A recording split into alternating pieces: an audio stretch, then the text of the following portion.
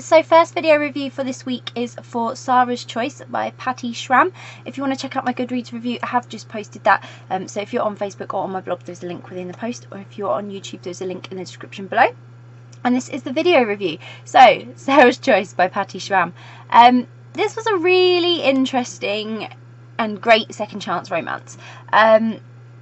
Basically, it's part of a series, and I haven't read the first book in the series, but I don't think you needed to read this. I grasped who the characters were and the scenarios and everything really easily. There was a lot of detail in there, so it can be read as a standalone book, but I think if you've read the first book, then you might have had a little bit more insight into the characters and what was going on, but you get all that anyway, so it was great as a standalone book. But it's basically an interwoven story about Sarah and her friends and their life.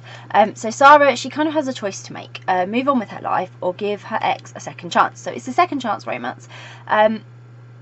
There's been a lot of heartache for Sarah, and you know, she isn't sure that she can forgive Terry, that's her ex, for breaking her heart. But her heart kind of has other ideas, so that leaves her with quite the dilemma, and there's quite a lot of conflict, internal conflict for Sarah as a character in this story. So she has a lot going on, but with the love and support of her friends. So she's got Grace and Liv, who are getting married, and they also have a lot going on. So like I say, it's this interwoven sort of story of Sarah and her friends.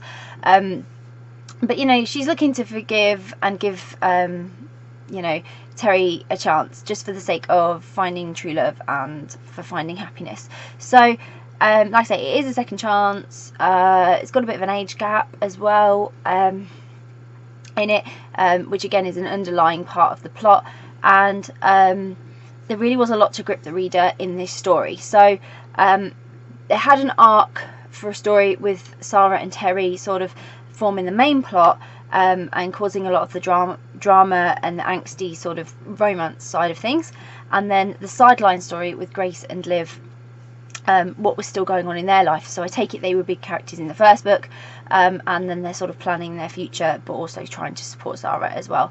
So you're learning a lot about them as characters and their story, and you get some of it from their point of view as well. So the nature of the story really put Sarah at the heart of all the decision making, and it wasn't easy for you know, for her. So for you as a reader, there was a lot of angst to get through as well, and I like an angsty romance. It gives it something else. It gives you something to really focus on it and really get invested in as the reader. So I really liked that, and it meant you could make a lot of discoveries about the characters, and it keeps the story exciting. So this, like I say, being the second book, it worked really well standalone, and it gave enough information, and I still knew what was going on. So that was really great. But the two stories combined, they made a really interesting scenario for me as a reader, because having not read that first book, I wasn't familiar with past circumstances and all those sorts of things. They were well explained, but it did take a bit of getting used to with the book, because obviously you've got two stories, and although interlinked, it did at times, you had to jump from Grace and Liv to Sarah, and you just had to know where you were. So it took a little bit of time to get used to that, but it worked well with this, and it gave an extra level of understanding for the story, because like I say, it does form part of the series. I loved the characters though. Sarah, she was a really wonderful character, good natured and understanding and really kind, and she was conscious of what she did and how it affected other people.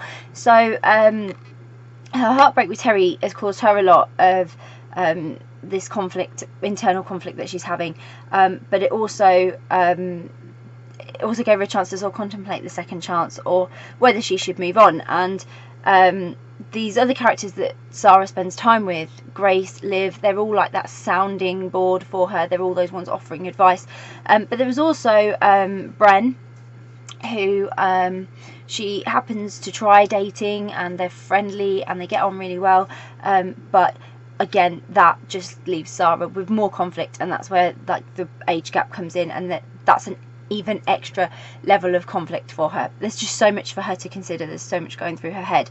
But Terry, on the other hand, it was great to see some of this story from her point of view, because her reasons for breaking Sarah's heart aren't apparent to you as the reader for a long time. And then when you do find out, you realise just how heartbreaking her story is. And I loved that we got to experience the conflict also from her point of view and everything she was going through, and just really understand her actions and thoughts. So for me, this was an enjoyable story for any romance fan. It had all the elements that you would need: the angst, the conflict, the drama, and everything. It was really, really enjoyable. So I'll pop a link in the description so you can go and grab a copy of Sara'S Choice by Patty Schramm. If you've read Sara'S Choice, please let me know. Please let me know what you thought of it. How did you find it? Had you read the first book? Had you only read this one? If you haven't read it yet, or you're planning to read it, or you're interested in reading it now, again, get in touch and let us know, because it's always great to hear what you are interested in reading. And if you do read it, I hope you enjoy it. Bye!